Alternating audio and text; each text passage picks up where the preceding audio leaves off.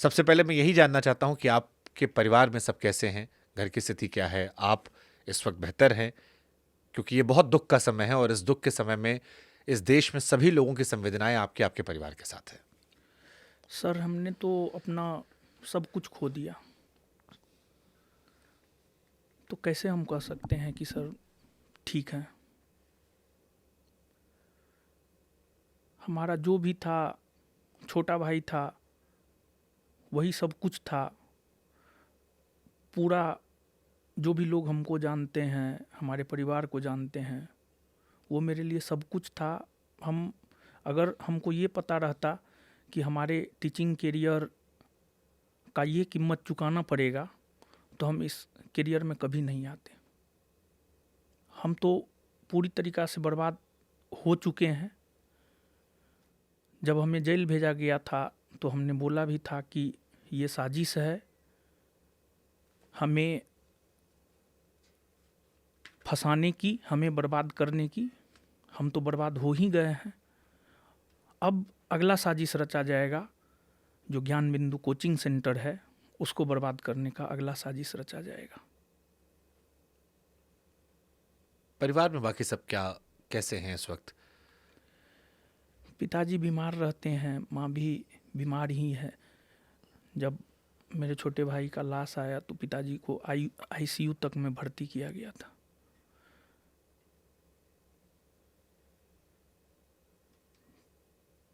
Mummy papa का काफ़ी मतलब परिवार में छोटे बड़े से ज़्यादा लगाव छोटे के साथ होता है, तो कोई भी ठीक नहीं है। आप कैसे हैं इस वक़्त मानसिक, शारीरिक तौर पर? हम तो क्या ही बताएं, हम इस स्थिति में नहीं हैं कि हम चीज़ों को तरीके से रख सके, लेकिन फिर भी हम अपनी बात जो है रखेंगे।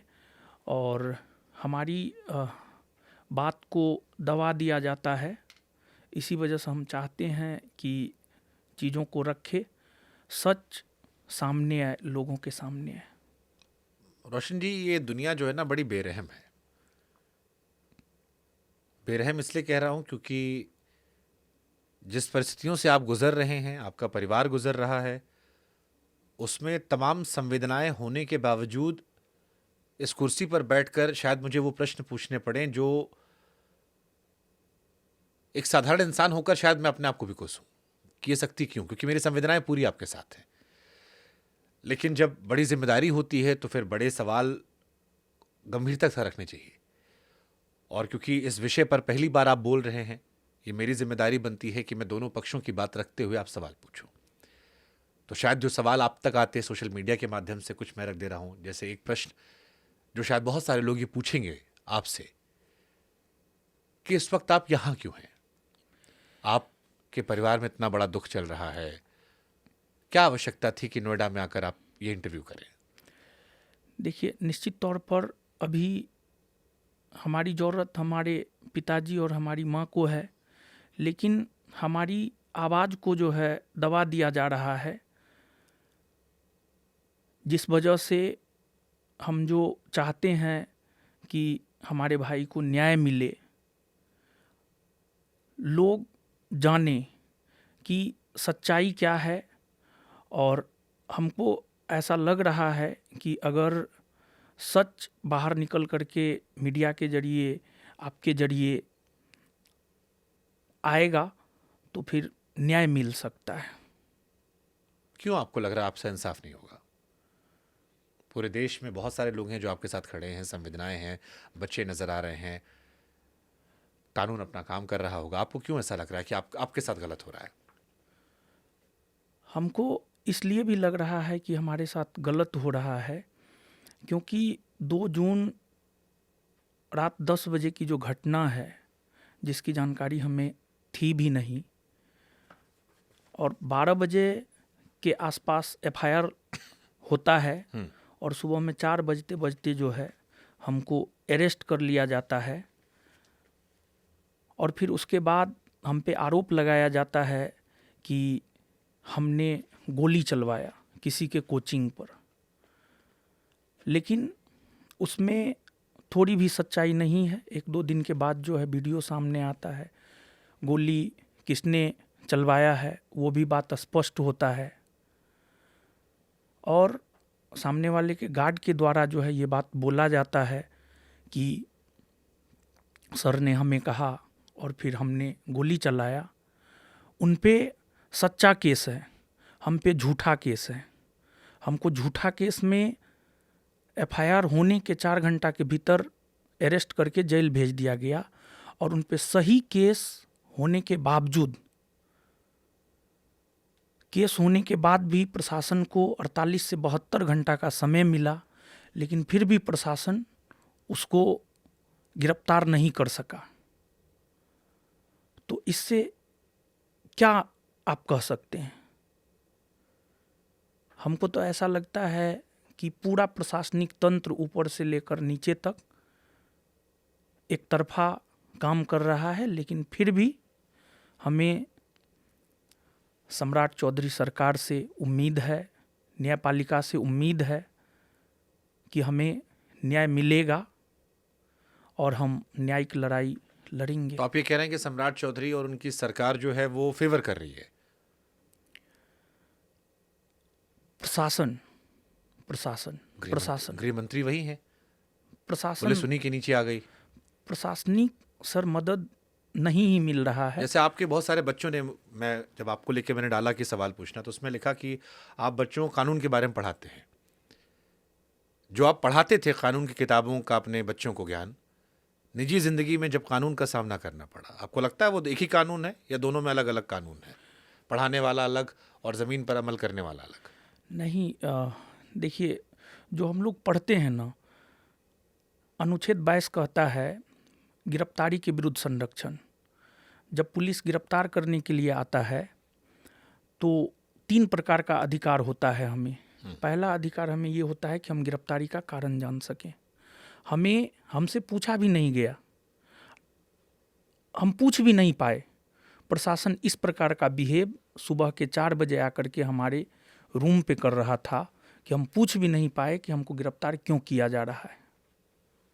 स्थिति ऐसा बना दिया गया। हमारा कोचिंग कदम कुआं थाना के अंतर्गत आता है।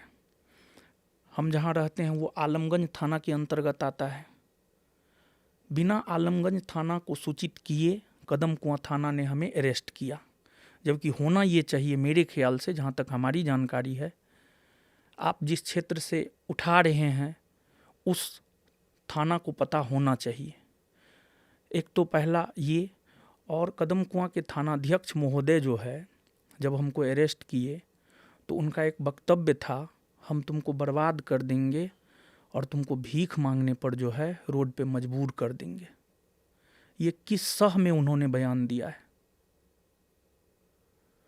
और उन्होंने हमें बर्बाद कर ही दिया है। हमारा भाई चला गया, अगर हम अरेस्ट नहीं होते हमारा भाई नहीं जाता।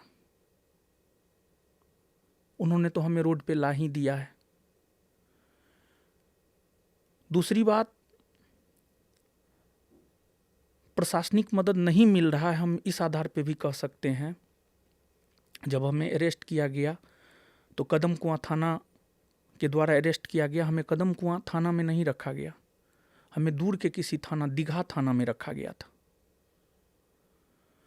और फिर दीघा थाना से मेडिकल के लिए हमें LNJP, शास्त्री नगर थाना के बगल में LNJP है, वहाँ ले जाया गया। वहाँ पर हमारा मेडिकल चेकअप हुआ। मैं मेडिकली फिट नहीं था। BP 2 बार, पहली बार BP चेक हुआ, BP हाई था। LNJP के डॉक्टर ने मेडिकली फिट करने से मना कर दिया। फिर कुछ देर के बाद दोबारा BP चेक हुआ, उसके बाद और भी मेरा BP हाई हो गया। तो LNJP अस्पताल ने मेडिकली फिट हमें घोषित नहीं किया। तो फिर कदम कुआं थाना के जो सब इंस्पेक्टर हमको रिसीव करने के लिए दीघा आए थे, TN सिंह, उन्होंने राजेंद्र नगर अस्पताल में सेटिंग किया और वहाँ पर हमारा कोई BP चेक नहीं हुआ। वहाँ पर TN Singh, sub inspector TN Singh अंदर जा कर के डॉक्टर से जो भी बात किए हो, हमारा वहाँ बीपी चेक नहीं हुआ। और फिर सिर्फ हमको अंदर बुलाया गया और ये पूछा गया कि कोई कटा फटा का निशान, तो हमने दिखाया कि यहाँ कटा फटा का निशान है, यहाँ जला का निशान है, बस इतना ही हुआ। तो मैं मेडिकली फिट नहीं था, लेकिन फिर भी हमें जेल भेजा गया। हम आपके माध्यम से पटना एसएसपी से यह गुजारिश करेंगे कि इसकी जांच हो। हम तो पीड़ित हो चुके हैं, लेकिन हम यह चाहते हैं, हम पढ़े लिखे होने के बावजूद पीड़ित हो चुके हैं, लेकिन जो पढ़ा लिखा नहीं होगा उनके साथ क्या करते होंगे ये लोग। और सब लोग ऐसे नहीं होते हैं। ये जो भी हुआ है, ऐसा नहीं है कि सभी सब इंस्पेक्टर ही गलत होते हैं, सभी पुलिस वाले ही गलत होते हैं, सभी कोई गलत नहीं होते हैं। लेकिन ऊपर से अब क्या प्रेशर रहा कि उन्होंने ऐसा किया।